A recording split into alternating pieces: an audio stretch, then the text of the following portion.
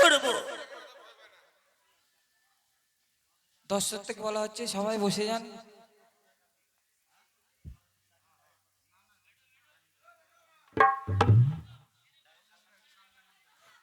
সবাই বসে যান গো। তবে বেশ মনে পড়েছে মোর অতীতের কথা। কেননা আজ 6 ঘাটির কোলে ব্রহ্ম অভিশাপ দিয়েছে রামের সত্যি বেহুলাকে। তাই তো এখনো অমর হয়ে রয়েছে বাসরের মাঝারে দুলবে লখাই। তাই তো আজ ব্রহ্ম অভিশাপের ফলে শত শত রাগে ব্যর্থ হয়ে ফিরে এসেছে মম খিঞ্জুয়া ভুবনের মাঝে। আজ সেই 6 ঘাটির কুলে ব্রহ্ম অভিশাপের ফলে কাল নাগিনী দ্বারা দংশন হবে দুলবে লখাই। তাই তো আজ কাল নাগিনীকে করিব স্মরণ। কালী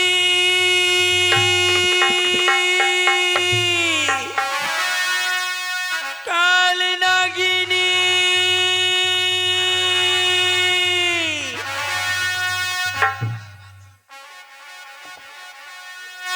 আজ একমাত্র রথের সারথি সেই কাল নাগিনী, সে যদি মরি কার্য সিদ্ধি না করে ত্রিজগতে দেবী হওয়ার আশা আমার থেকে যাবে চিরন্তন।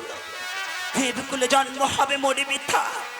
তাই কোথায় কোথায় নাগিনী?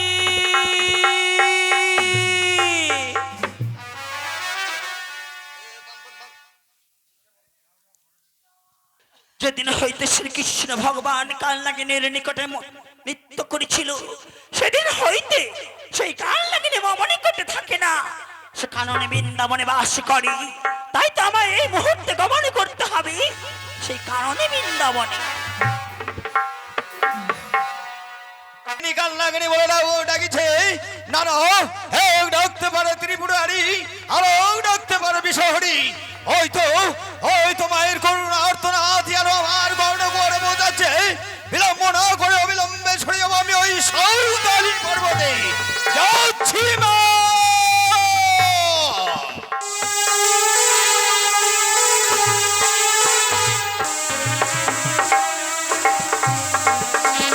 ওরে কালী, আজ তোমার বিনা অসহায় মনে জীবন, আর হয়তো আমার দেবকুলে স্থান নাই হবে।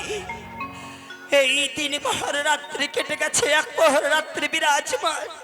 কোথায় গেলে নাগিনী তোর দর্শন পাবো?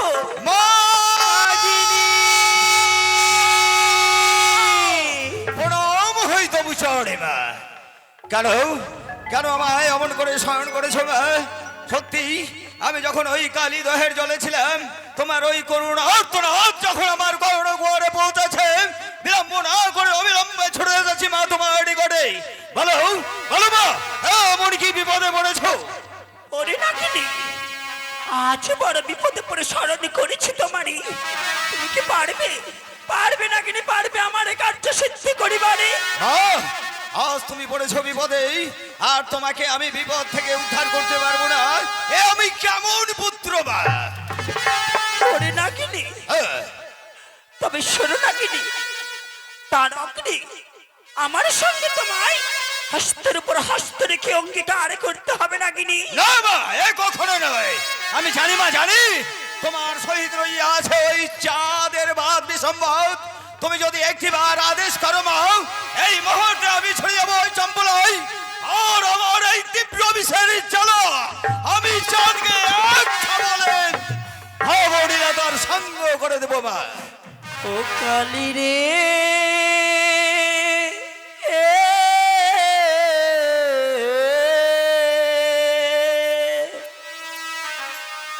মুছে দে রে মায়ের চোখের জল। কালী রে,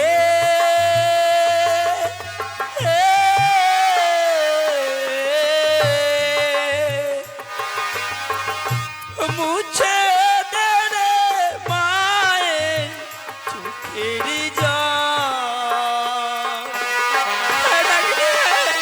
তুমি পারো আমার সেই নয়নের জলে মুছে দিতে? ওরে নাগিনী, আজ এক এক করে সকল কিছু তোমায় খুলে বলবো নাগিনী। বলো মা, প্রকাশ করে খুলে বলি। আর শোনো শোনো হইও নাগিনী, বলি যে তোমারে দেবী কুলে জন্ম আমার বিফলে যে যাবে। কি বলছো মা? এখনো নয়, এখনো আমি তা হতে দেব না। ওরে নাগিনী, হ্যাঁ, আজ দেবী কুলে জন্ম মাম বিথায় যাবে নাগিনী। কিন্তু কেন মে? কেন তোমার দেবীকুলে জন্ম বৃথায় যাবে? তাই তো বলি নাগিনী, হ্যাঁ, মম দুঃখের বাণী শ্রবণ করিবার অগ্নি হস্তের পর হস্ত রেখে অঙ্গীকার করো। একই বলছো মা? আজ তোমার দুঃখ নিবারণ করতে হলে আমায় তোমার হাতের উপরে হাত দিয়ে অঙ্গীকার করতে হবে। বেশ মা বেশ, মায়ের দুঃখ সহ্য করা যায় না। বেশ, আমি তোমার হাতের উপরে হাত রেখে কথা দিচ্ছি, তুমি যা বলিবে আমি অক্ষরে অক্ষরে পালন করিব। এক সত্য দুই সত্য সত্য তিনবার সত্য লঙ্ঘন হইলে নরকে হয় বাস। এক সত্য দুই সত্য সত্য তিনবার এই সত্য লঙ্ঘন করিলে কেউ না পাইবে নিস্তার। তবে শোনো নাগিনী, বলে চম্পকেতে আছে কালী, রাজা চন্দ্রধর সদাই পদাগত রে কালী মস্তকের উপর। একই বলছো মা? একই বলছো? আজ যার মস্তকে অস্ত নামে শোভা দেয়, সে সাধারণ মানবের নিকটে লাঞ্ছনা গঞ্জনা অপমান পদাঘাতে সহ্য করতে হয় নাকি?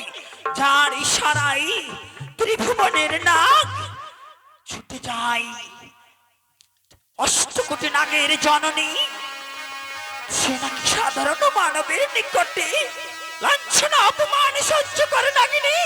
বলো নাগিনী বলো, তবে দেবী কুলে জন্ম মরে বৃথায় যাবে নাগিনী। না মা, মায়ের অপমান নীরবে সইতে পারবো না।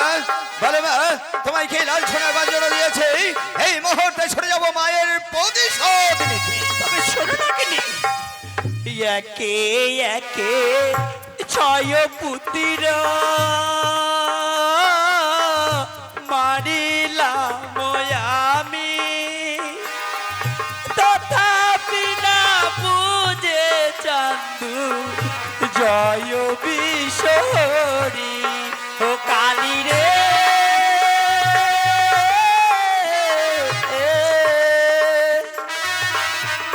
মুছে দে রে মায়ে চোখের জল কালী রে।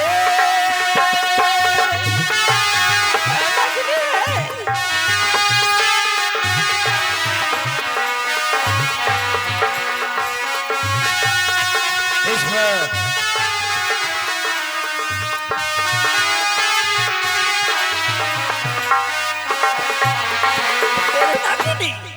হ্যাঁ, চম্পকনগরে রয়েছে রাজা চন্দ্রধর, সদাই পদাঘাত করে মন মস্তকের উপর।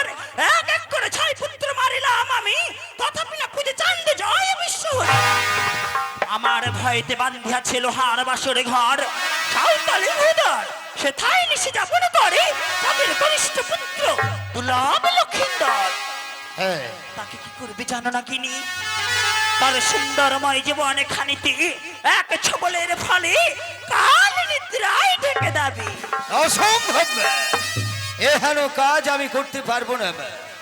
হ্যাঁ, না মা না, হে আমি তোমার কাজ সিদ্ধি করতে পারবো না মা। নাগিনী, এহেন অন্যায় আমি কখনো কোনোদিন করিনি, আজও আমি করতে পারবো না মা। ওরে নাগিনী, হ্যাঁ, তবে কি তুমি চাও তোমার মাতা ত্রিভুবনের মাঝে ত্রিনয়নের জলে ভেসে বেড়াক, দেবকুলে স্থান না হোক? কেমন সন্তান তুমি, ধিক ধিক তুমি। তোমার মতো সন্তান যদি আমার নাই বা থাকে, কি বা যায় আসে যে মাতার কার্য সিদ্ধি করিতে পারে না? তেমন সন্তান আমার প্রয়োজন নেই নাগিনী। ওরে নিষ্ঠুর জননী, যে তোমাকে অন্যায় করেছে তুমি তার প্রতিশোধ না নিয়েই তার পুত্রের উপরে তুমি তার প্রতিশোধ নিতে চাইছো, এ তুমি কেমন মা? ওরে নাগিনী, পুত্র পিতা যদি করে অনাচার, সর্বশাস্ত্র লিখন রয়েছে পিতার কর্মের ফলে পুত্রকে ভোগ করতে হয়। তাই তো পিতার কর্মদোষে এক এক করে 6টি পুত্র তার কেড়ে নিয়েছি। এ হলো সপ্তম পুত্র দুর্লভ লক্ষিন্দর। ওরে নাগিনী, হ্যাঁ, মনে করো অতীতের কথা, যেই দিন স্বর্গ হইতে এই মাঠের বুকে অনিরুদ্ধ উষা ভ্রমণ করার ফলে এসেছিল সেই রথ নিয়ে, যার রথের চাকায় পড়ে তোমার প্রাণপতির প্রাণ বিসর্জন হয়েছে। না তুমি ঠিক বলেছো মা। মনে পড়েছে ওই পূর্বের কথা, যেই দিন আমরা নৃত্য করছিলাম, ওই দুষ্ট দুরাচার ও সাহরের ওই রথ নিয়ে গিয়ে আমার প্রাণপতিকে হলক থেকে পরলোকে করেছে গমন।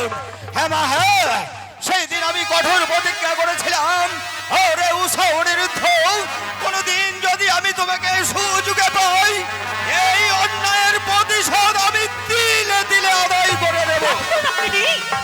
আজ সুযোগের সাথে ব্যবহার করার সময় এসেছে।